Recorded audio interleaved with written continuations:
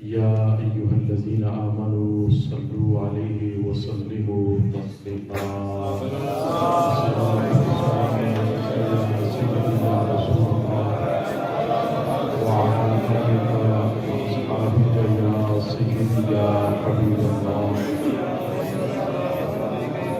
الصلاة والسلام عليك يا سيدي يا رسول الله وعلى آلك وأصحابك يا سيدي يا حبيب الله مولاي صل وسلم دائما أبدا على حبيبك خير الخلق كلهم هو الحبيب الذي ترجى شفاعته لكل هول من الأهوال مقتحم محمد سید الکونین والثقلین والفریقین من عرب ومن عجم جس سہانی گھڑی چمک طیبہ کا چاند اس دل افروز ساعت پہ لاکھوں سلام فتح باب نبوت پر بے حد درود ختم دور رسالت پہ لاکھوں سلام اور مجھ سے خدمت کے قدسی کہیں خاردہ مصطفیٰ جان رحمت پہ لاکھوں سلام شمع بزم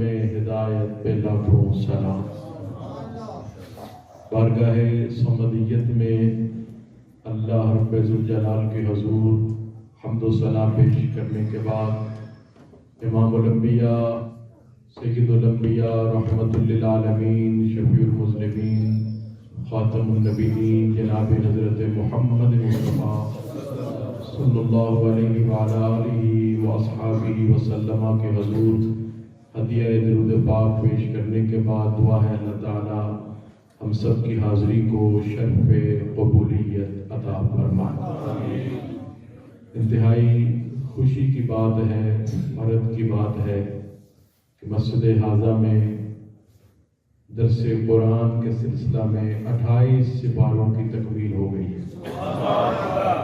میں اس عظیم کارکردگی پر، اس عظیم کردار پر خطیب ذیشان فاضل عزیز شان محترم المقام حضرت مولانا حسنات احمد جلالی صاحب دامت برکاتہ العالیہ کو، آپ کے جملہ رفقاء کو، جملہ احباب کو، انتظامیہ کمیٹی کو اور درس قرآن میں شریک ہونے والے جملہ احباب کو خراج تحسین پیش کرتا ہوں۔ بہت عظیم عمل، اللہ کریم مزید برکتیں عطا فرمائے اور اللہ تعالیٰ سب حاضرین کو اس کی مزید توفیقات بھی عطا فرمائے، اجر عظیم بھی عطا فرمائے۔ میں سمجھتا ہوں وقت کی ضرورت ہے، وقت کا تقاضا ہے کہ آج اس عمل کو ہر مسجد میں شروع کرنا چاہیے۔ فہم قرآن کی جو تقاریب ہیں، درس قرآن کی جو تقاریب ہیں، تفسیر قرآن کی جو تقاریب ہیں، وہ آج جگہ جگہ ان کی ضرورت ہے۔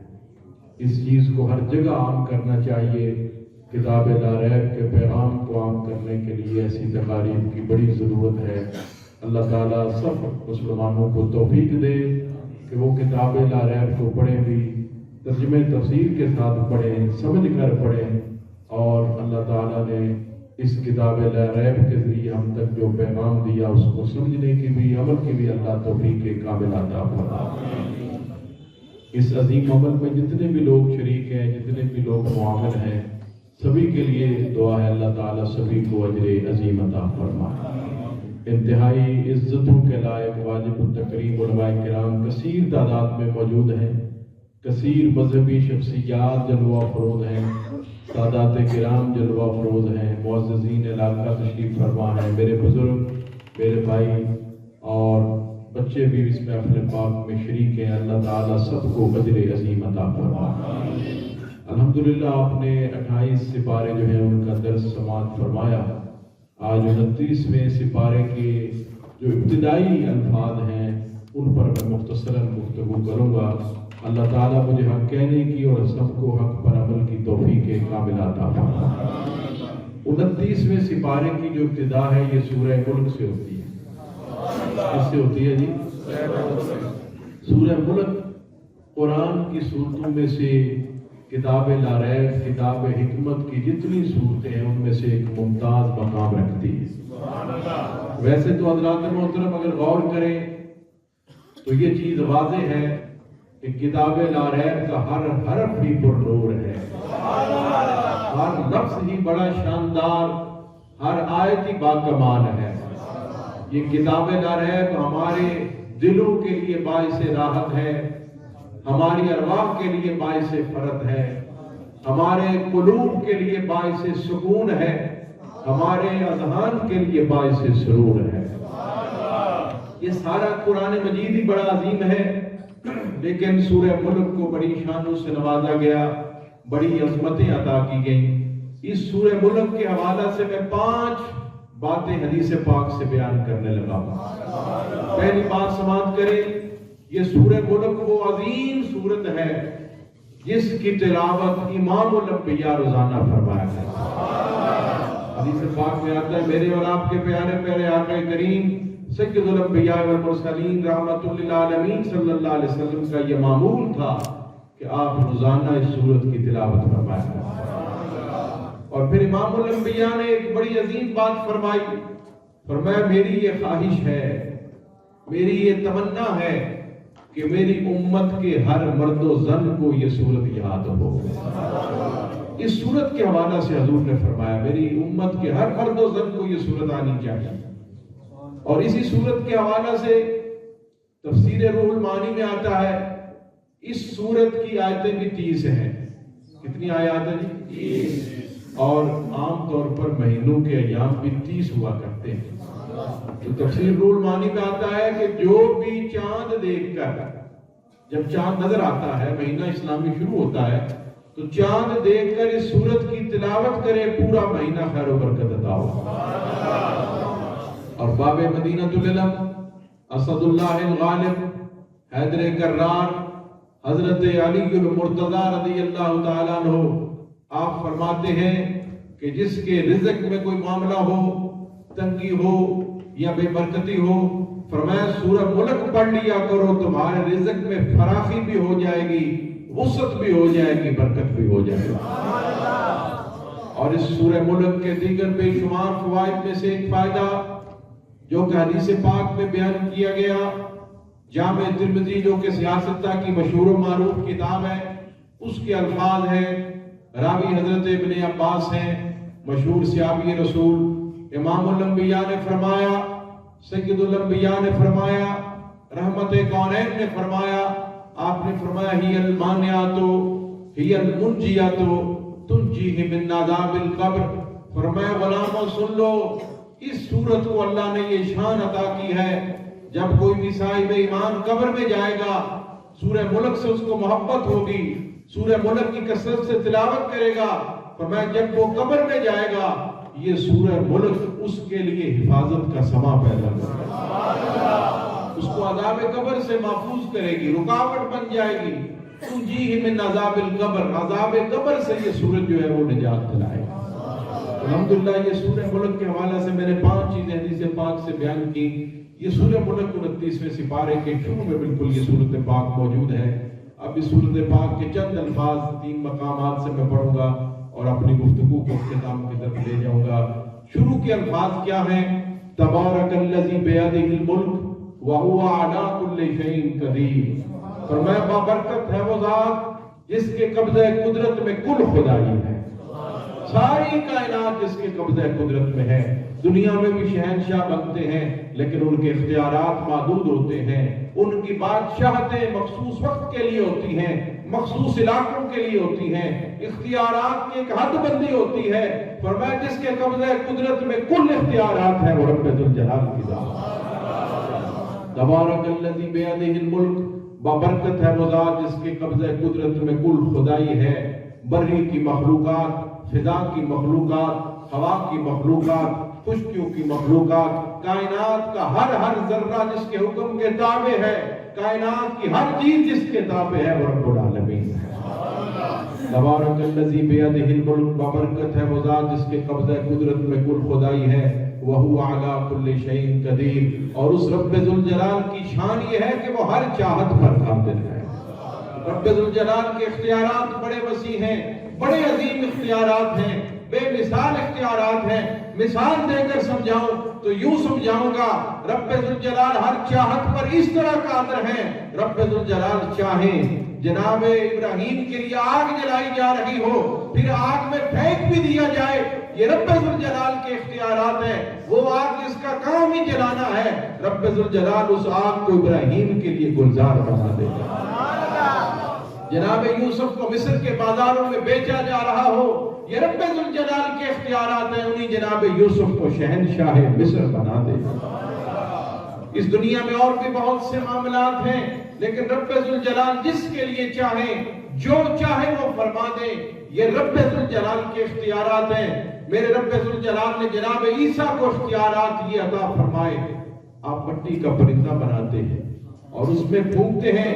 کتاب العرب میں آتا ہے جناب عیسیٰ پھونکتے ہیں، ان کو اللہ نے یہ شان عطا کی ہے، مٹی کا پرندہ بنا کر پھونک مارے، اللہ اسے بھی زندگی عطا فرمائے. اسی طرح انبیاء کو اللہ نے شان عطا کی، عظمت عطا فرمائی. فانفجرت منہ اثنتا عشرۃ عینا، اللہ کے پیغمبر آسان مارتے ہیں، چشموں سے پانی جاری ہو جائے، اپنا پتھروں سے پانی کے چشمے جاری ہو جاتے ہیں. یہ رب ذوالجلال کے اختیارات ہیں. لیکن رب ذوالجلال نے جسے شاہکار تخلیق فرمایا، جسے اپنا بہترین شاہکار تخلیق کا فرمایا، جسے عظمتیں رفعتیں عطا فرمائیں، جنہیں باکمال بنایا، جنہیں سب سے زیادہ شان عطا کی، غلاموں میں کوئی اور ہستی نہیں، وہ میرے اور آپ کے پیارے آقا کے ملک کونین میں انبیاء تاجدار، تاجداروں کا آقا ہمارا نبی. انبیاء کو اللہ نے شانیں دی. کوئی جو ہے شریعت لے کر آئے، کوئی جو ہے وہ صحائف لے کر آئے، کچھ پر کتابوں کا نزول ہوا، کسی کو نبوت کا تاج دیا گیا، کسی کو رسالت کا تاج دیا گیا. اے غلامان مصطفیٰ، ہمارے آقا کو اللہ نے شان ہی عطا کی ہے. وہ شان اور کسی کو عطا نہیں ہوئی، وہ صرف میرے اور آپ کے آقا کو عطا ہوئی ہے. کہ باقی نبی جو ہیں، کوئی نبوت کا تاج لے کر آیا، کوئی رسالت کا تاج لے کر آیا. امام الانبیاء کو رب ذوالجلال نے تمام نبیوں کا تاجدار بنا کر بھیجا. سب کہتے ہیں تاجدار ختم نبوت زندہ باد، زندہ باد. تاجدار ختم نبوت زندہ باد، زندہ باد. تاجدار ختم نبوت زندہ باد، زندہ باد. وہو علی کل شیء قدیر. وہ رب ہر چاہت پر قادر ہے. وہ چاہے تو ابو جہل کنکریاں لے کر آئے، وہ اللہ رب ذوالجلال اپنے حبیب کو شان یہ عطا کر دے. حبیب فرمائیں ابو جہل کے ہاتھ میں کنکریاں کلمہ پڑھنا شروع کر. وہ چاہے تو اپنے حبیب کو یہ شان عطا کر دے، وہ حکم دے درخت چڑھ کر حضور کی بارگاہ میں حاضر ہو. وہ چاہے تو نبی پاک کو یہ شان عطا کر دے، حضور زمین پر کھڑے ہو کر اشارے کرے، چاند دو ٹکڑے ہو جائے.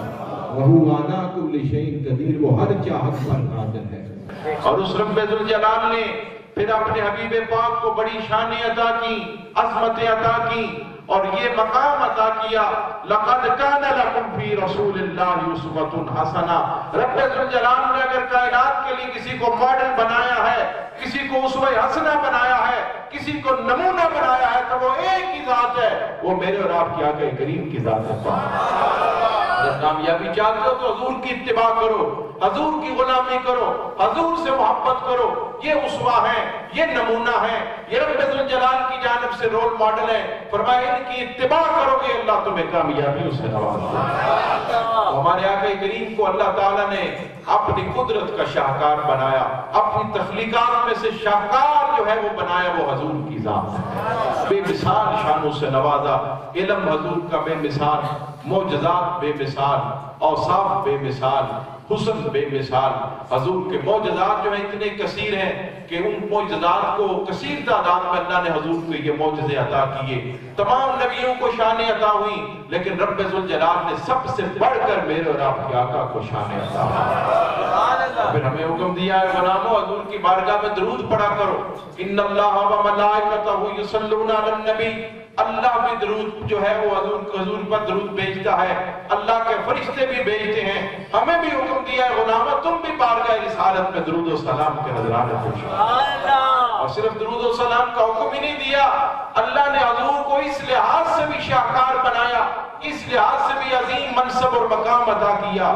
غلام جب بھی درود پڑھے، جہاں سے بھی درود پڑھے، حضور وہ درود سماعت بھی فرماتے ہیں، جواب بھی عطا فرماتے ہیں۔ اس لیے کثرت سے درود پاک بھی پڑھا کریں، اپنے آقا سے اپنے دلوں کو آقا کی محبت سے منور بھی کریں، حضور کے عشق سے اپنے سیروں کو معطر کریں، اپنے پیاروں کو بھی عشق مصطفیٰ سکھائیں، کیونکہ امام الانبیاء کی محبت ایمان کے لیے بھی ضروری ہے۔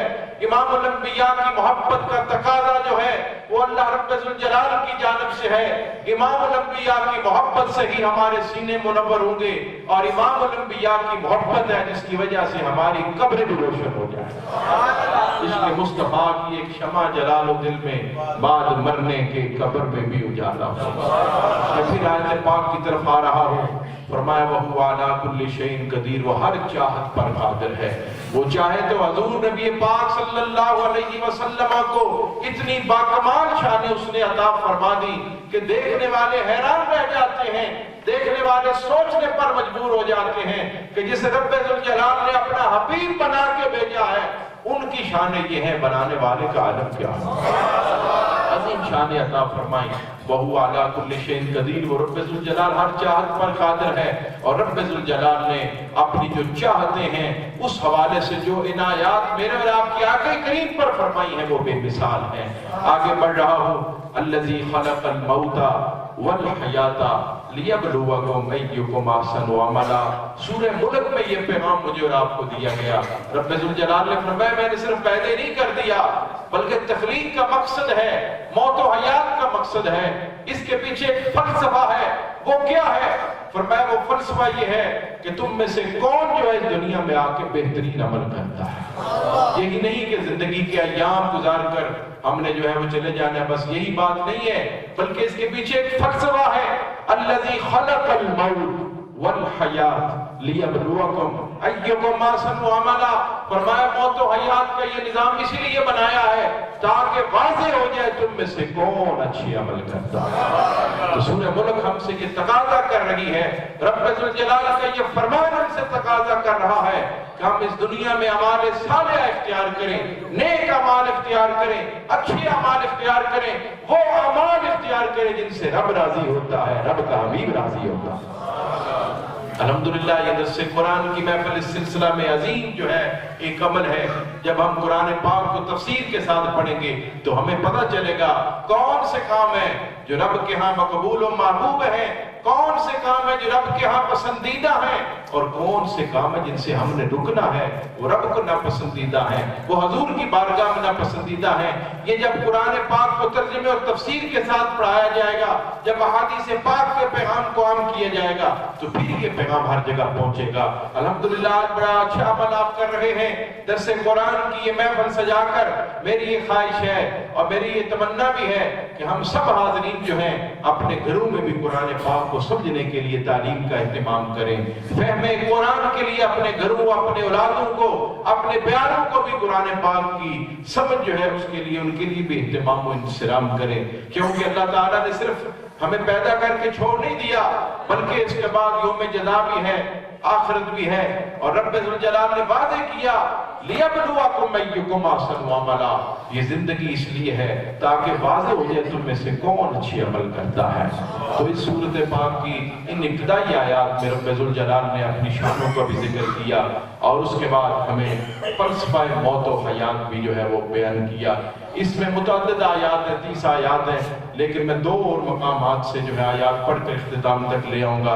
8 نمبر آیت کے میں کچھ الفاظ پڑھنے لگا ہوں، سورہ ملک کے وہ الفاظ ہیں، کلما القی فیہا فوج سالہم خزنتہا الم یاتکم نذیر۔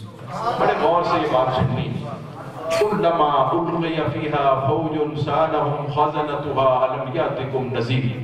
جب دروغ جہنم جہنمیوں کو پکڑ کر جہنم میں ڈالنے لگے گا تو ان سے ایک سوال کرے، الم یاتکم نذیر، لوگوں جہنم میں جا رہے ہو، کیا دنیا میں تمہارے پاس نذیر نہیں آئے؟ الم یاتکم نذیر، تمہارے پاس نذیر نہیں آئے؟ تم جہنم میں کیوں جا رہے ہو؟ دنیا میں کوئی نذیر نہیں آیا؟ نذیر کون ہے حضرات محترم؟ نذیر کون ہے؟ قرآن پاک میں آتا ہے یا ایھا النبی इन्ना अरसलनाका शाहिदन व मुबश्शिरन व नज़ीरा। हुजूर भी अल्लाह की जानिब से नज़ीर हैं और अल्लाह ताला ने फरमाया नबी हमने आपको शाहिद भी बनाया है, मुबश्शिर भी बनाया है, नज़ीर भी बनाया है। पता चला नज़ीर हुजूर के बारे में जो है वो बात होगी, अंबिया के बारे में बात होगी, हुजूर के बारे में बात होगी। ऐ लोगों जहन्नम में जा रहे हो, कोई नज़ीर नहीं आया। क़ालू बला क़द जाअना नज़ीरुन फ़कज़्ज़बना। वो जहन्नम में जाने वाले क्या कहेंगे दरोगा जहन्नम से? उससे कहेंगे बिल्कुल नज़ीर आए थे। अल्लाह करीम ने पैगाम भेजे, अल्लाह ने नबी और रसूल जो है मुख्तलिफ अदवार में भेजे। रब्बे ज़ुल जलाल ने इंसानियत के लिए किताबों का भी नुज़ूल किया, अंबिया को भी भेजा। फ़कज़्ज़बना, लेकिन हमने जो हमारे पास नज़ीर आए थे उनको झुठलाया, हमने मानी नहीं है उनकी। तो आज सूरह मुल्क हमसे तकाजा कर रही है कि लोगों अभी वक्त है, अल्लाह ने नज़ीर बनाया और उम्मत मुस्लिमा के लिए जो नज़ीर बनाया गया है वो इमामुल अंबिया को बनाया गया है, हुजूर को नज़ीर बनाया गया है। हुजूर वो बातें हम तक हुजूर ने पहुंचाई, वो अहकामात हम तक पहुंचाए जिनसे अल्लाह नाराज होता है, जो हराम है, जो ममनू है, ये सारी बातें हुजूर ने हम तक पहुंचाई हैं। दरोगा जहन्नम यही पूछेगा कि नज़ीर नहीं आए। मतलब उनका ये है कि वो कहेगा कि तुम्हें दुनिया में अहकामात तुम्हारे तक नहीं पहुंचे, तो जहन्नमी कहेंगे बिल्कुल पहुंचे हैं लेकिन हमने तकज़ीब की है।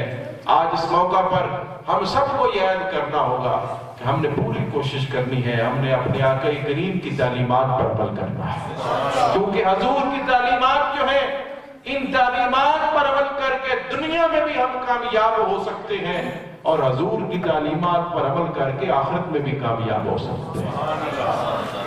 वमा अरसलनाका इल्ला रहमतल लिल आलमीन। हुजूर को अल्लाह ने सारे जानों के लिए रहमत बनाया है और उस रहमत बनाने की एक झलक और एक अंदाज ये भी है कि जो हुजूर की तालीमात पर अमल करता है वो आखिरत की सख्तियों से बचकर जन्नत की रहमतों में चला जाता है।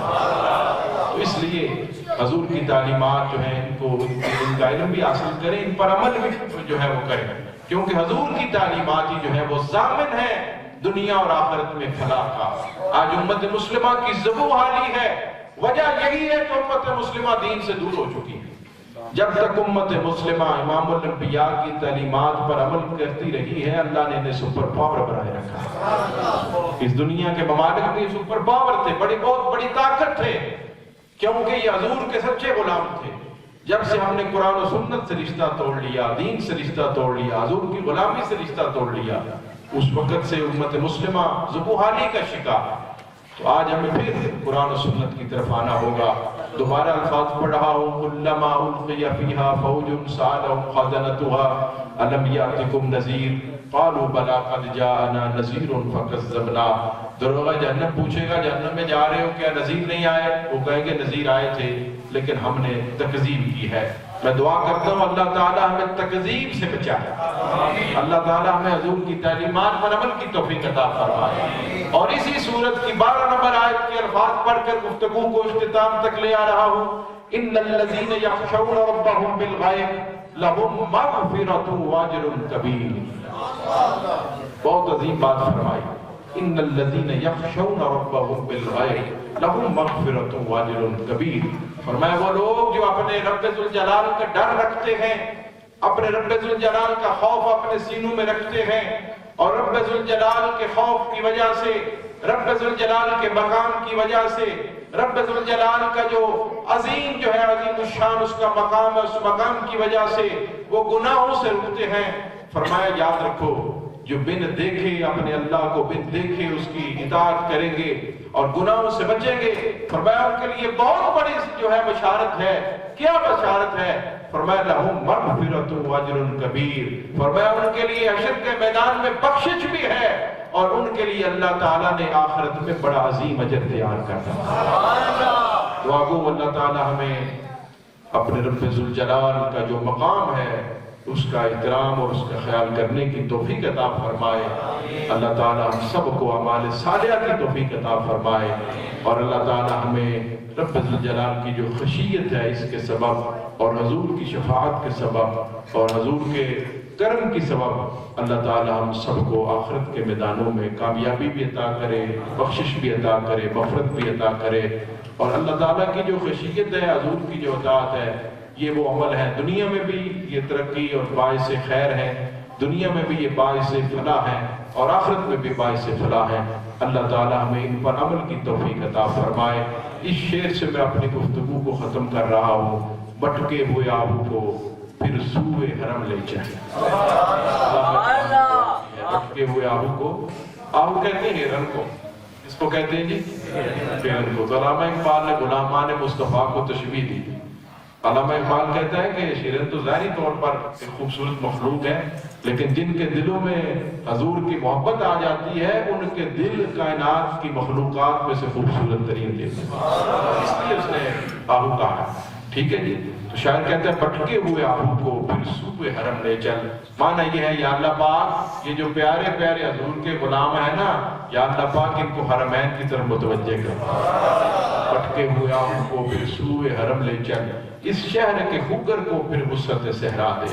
یا اللہ پاک یہ گناہوں میں الجھے ہوئے ہیں، ان غلامان مصطفیٰ کو ان گناہوں سے جو الجھے ہوئے ہیں اس مقام سے نکال کر یا اللہ پاک ان کو مکہ مدینے کا مسافر بنا، ان کو ان راہوں پر چلا دے۔ اور پھر آگے علامہ اقبال دعا کرتا ہے یا رب دل مسلم کو وہ زندہ تمنا دے، جو قلب کو گرما دے، جو روح کو تڑپا دے۔ یا اللہ ان حضور کے غلاموں کو یہ عظیم شان عطا فرما، ان کے دل بھی بے مثال ہو، ان کی روحیں بھی بے مثال ہو۔ اللہ کریم عمل کی توفیق عطا فرمائے۔ اس درس قرآن کی محفل جس طرح ذکر کر رہے تھے پیر صاحب، بڑے خوش تھے۔ میں دعا کو اللہ تعالیٰ اسی سنت پر دیگر علماء کو بھی عمل کی توفیق عطا فرمائے، حاضرین کو اللہ تعالیٰ بے پناہ برکتیں عطا فرمائے۔ اور آخر میں ایک دعوت بھی آپ حضرات کو، بہت سے احباب تشریف فرما ہیں، جلوہ افروز ہیں، آپ کو میں دعوت بھی پیش کروں گا انشاءاللہ العزیز 27 رجب المرجب کو۔ یہ جو مہینہ ہے رجب المرجب ہے، یہ بڑا عظیم مہینہ ہے، یہ خاص مہینوں میں سے ایک مہینہ رجب شریف کا۔ تو اس مہینے کی 27 تاریخ کو اللہ تعالیٰ نے میرے اور آپ کے آقا کریم کو عظیم الشان معراج عطا فرمایا۔ معراج مصطفیٰ کا جو معجزہ ہے نا، آج 1400 سال بعد بھی دنیا جب اسے سنتی ہے، پڑھتی ہے، حیران رہ جاتی ہے کہ اللہ نے کتنی شان عطا فرمائی، کتنی شان عطا کی حضور کو۔ اور سائنس جو عروج پر جا رہی ہے، سائنس اپنا کام کر رہی ہے، لیکن اللہ حضور کی شان واضح کرتا ہے۔ جو چیزیں سائنس آج بیان کرتی ہے، حضور نے 1400 سال پہلے بیان کی۔ عظیم واقعہ معراج ہے، اور سائنس کی جہاں تک اپروچ ہے، اس سے آگے کی باتیں حضور نے بیان کی۔ یہ 27 رجب کو یہ واقعہ ہوا تھا۔ انشاءاللہ العزیز 27 رجب کو براڑی شریف میں دن کو 10 بجے سے لے کر نماز ظہر تک عظیم الشان معراج مصطفیٰ صلی اللہ علیہ وسلم کانفرنس انعقاد پذیر ہوگی، ہر سال ہوتی ہے۔ اور اس کے ساتھ ہی مشائخ نیکاباد براڑی شریف کا عرس پاک بھی اسی موقع پر یہ منعقد ہوتا ہے۔ بالخصوص حضرت پیشوائی اہل سنت مفسر قرآن استاد العلماء حضرت پیر محمد افضل قادری رحمۃ اللہ تعالیٰ علیہ کا پہلا عرس پاک۔ تو میں آپ تمام حضرات کو دعوت پیش کرتا ہوں، آپ نے اس کانفرنس میں عرس پاک میں تشریف لانا ہے، شرکت فرمانی ہے۔ انشاءاللہ العزیز علماء کرام کے عظیم الشان بیانات بھی ہوں گے، اور اس ایمانی روحانی محفل پاک میں شریک ہو کر آپ کو فیض و برکات بھی جو ہے وہ عطا ہوں گے۔ چاند کے مطابق یہ 27 رجب ہے، اور جنوری کے مطابق یہ 28 جنوری بنتی ہے۔ اس مہینے جنوری کی 28 تاریخ دن کو 10 بجے سے لے کر نماز ظہر تک۔ تو آپ سب حضرات کو دعوت ہے، آپ ضرور اس میں جو ہے وہ تشریف لائیں اور اس عظیم الشان محفل میں شریک ہو کر فیض و برکات حاصل کریں۔ آخر میں حضور کی بارگاہ میں حاضری پیش کرتے ہیں، نعرہ لگاتے ہیں، اور پھر آج کے اس محفل پاک کو اختتام کی طرف لے چلتے ہیں۔ سب مل کر نعرہ لگائیں، تاجدار ختم نبوت، تاجدار ختم نبوت، تاجدار ختم نبوت۔ الحمدللہ رب العالمین والصلاة والسلام علی امام الانبیاء والمرسلین وعلی آلہ واصحابہ اجمعین۔ اللہم تقبل منا انک انت السمیع العلیم وتب علینا یا مولانا انک انت التواب الرحیم۔ یا اللہ پاک ہماری آج کی اس محفل پاک کو درس قرآن کو اپنی بارگاہ عالیہ میں قبولیت عطا فرما، جملہ حاضرین کو خیر و برکت اور سعادت کثیرہ عطا فرما۔ انتہائی واجب القدر علماء کرام، بزرگ ہمارے نوجوان اور جتنے بھی شرکاء ہیں سب کو یا اللہ پاک دارین کی سعادتیں عطا فرما۔ یا اللہ پاک اس مسجد کو صبح قیامت تک آباد فرما، بنانے والوں کو خدمتگاروں کو اجر عظیم عطا فرما۔ یا اللہ پاک ہم میں سے جو بیمار ہے شفا عطا فرما، جو ہم میں سے مشکل میں ہے یا اللہ ہماری مشکلات کو آسان فرما۔ یا اللہ پاک ہمیں اپنی صحیح بندگی اور امام الانبیاء والمرسلین آقا کریم کی سچی غلامی کی توفیق عطا فرما۔ مسجد ہذا کے خطیب و امام، خطیب ذیشان، فاضل ذیشان، محترم المقام حضرت مولانا حسنات احمد جلالی صاحب کے لیے دعا ہے یا اللہ پاک انہیں بھی برکات کثیر عطا فرما۔ ان کے والد گرامی نے بھی بڑی عظیم الشان دینی خدمات انجام دی ہیں، یا اللہ پاک ان کے درجات کو بھی رفعت کاملہ عطا فرما۔ ان کے دایا جان محترم جناب محمد اکبر صاحب مرحوم کا بھی ختم پاک ہے، یا اللہ پاک ان کے درجات کو بھی رفعت کاملہ عطا فرما، انہیں بھی ہمیشہ جوار رحمت عطا فرما۔